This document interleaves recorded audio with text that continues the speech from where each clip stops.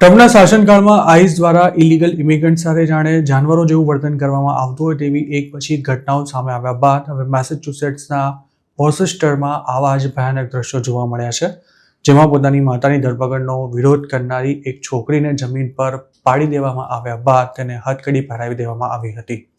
આ વાયરલ વિડીયોમાં જોઈ શકાય છે કે આઈસના એજન્ટ્સ અને પોલીસ છોકરી પાછળ દોડે છે અને તેને પકડી લઈ સીધી જમીન પર પાડી દે છે.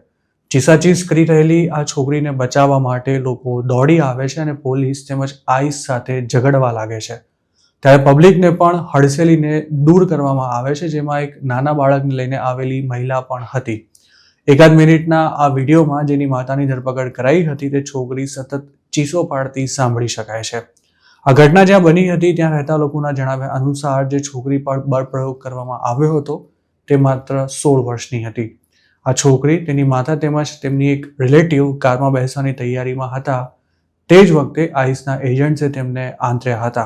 ડેમોક્રેટિક સ્ટેટ મેસેચ્યુસેટ્સમાં લોકલ પોલીસ આઈસ દ્વારા કરાતી કોઈ પણ કાર્યવાહીમાં ભાગ નથી લેતી, પરંતુ આ ઘટનાના વિડીયોમાં લોકલ પોલીસ પણ દોડાદોડી કરતી દેખાય છે.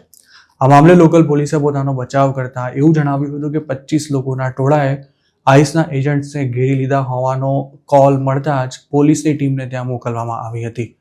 પોલીસને ફોનમાં એવું પણ કહેવામાં આવ્યું હતું કે આઈસના એજન્ટ્સ વોરંટ બતાવવાનો પણ ઇનકાર કરી રહ્યા હોવાથી લોકો વધારે ગુસ્સે ભરાયા છે. પોલીસ સ્પોટ પર પહોંચી ત્યાં સુધીમાં માહોલ તંગ થઈ ચૂક્યો હતો અને ફેડરલ એજન્ટ્સ એક મહિલાને અરેસ્ટ કરી પોતાના વ્હીકલમાં તેની સાથે જ ત્યાંથી નીકળવાનો પ્રયાસ કરી રહ્યા હતા. જોકે ત્યાં જમા થયેલું ટોળું ખૂબ જ ઉગ્ર દેખાઈ રહ્યું હતું અને કેટલાક લોકોએ રસ્તો પણ બ્લોક કરી નાખતા આઈસના એજન્ટ્સ ત્યાંથી હલી શકે તેમ નહોતા, જેથી પોલીસે પબ્લિક સેફટીને સુનિશ્ચિત કરતા લોકોને શાંત કરવાની કોશિશ કરી હતી અને આ દરમિયાન અમુક લોકોને હટાવવા માટે બળપ્રયોગ પણ કરવામાં આવ્યો હતો. જોકે ફેડરલ એજન્ટ્સની કાર નીકળવાની તૈયારીમાં હતી ત્યારે જ એક છોકરી પોતાની ન્યૂબોર્ન બેબી સાથે ત્યાં આવીને ઊભી રહી ગઈ હતી, પરંતુ કાર આગળ વધી ત્યારે તે તેની પાછળ દોડી હતી અને તેણે કારના દરવાજા પર લાત પણ મારી હતી. તે છોકરી કારની સામે આવી જાય તેવી શક્યતા હોવાથી તેને પણ કસ્ટડીમાં લેવામાં આવી હતી, જેના પર બાળકની સુરક્ષાને જોખમમાં નાખવા સહિતના ચાર્જીસ લગાવાયા હતા. જ્યારે અન્ય એક મહિલાને પોલીસ સાથે ધક્કામુક્કી કરી ઓફિસર્સ પર કોઈ લિક્વિડ સબસ્ટન્સ નાખવાના આરોપમાં અરેસ્ટ કરાઈ હતી. વોર્સેસ્ટરના મેયરે પણ આ ઘટના અંગે દુઃખ વ્યક્ત કરતા તેને ખૂબ જ વિચલિત કરનારી ગણાવી હતી. હજુ ગયા મહિને જ આઈસના એજન્ટ્સે મેસેચ્યુસેટ્સમાં એક અનડોક્યુમેન્ટેડ ઇમિગ્રન્ટની કારને અટકાવી તેને બહાર આવવા કહ્યું હતું. જોકે તે વખતે એજન્ટ્સ પાસે કોઈ વોરંટ ન હોવાથી હુઆન નામના ઇમિગ્રન્ટે કારનો દરવાજો ખોલવાનો ઇનકાર કરી દેતા એજન્ટ્સે તેનો કાચ ફોડી નાખી દરવાજો ખોલ્યા બાદ હુઆનને બહાર ખેંચી લઈ તેની ધરપકડ કરી લીધી હતી. આ ડ્રામા ચાલ્યો ત્યારે કારમાં હુઆન સાથે રહેલી તેની પત્નીએ લોયરને ફોન પણ કર્યો હતો, પરંતુ લોયર સ્પોટ પર પહોંચ્યા ત્યાર સુધીમાં હુઆનની ધરપકડ થઈ ચૂકી હતી.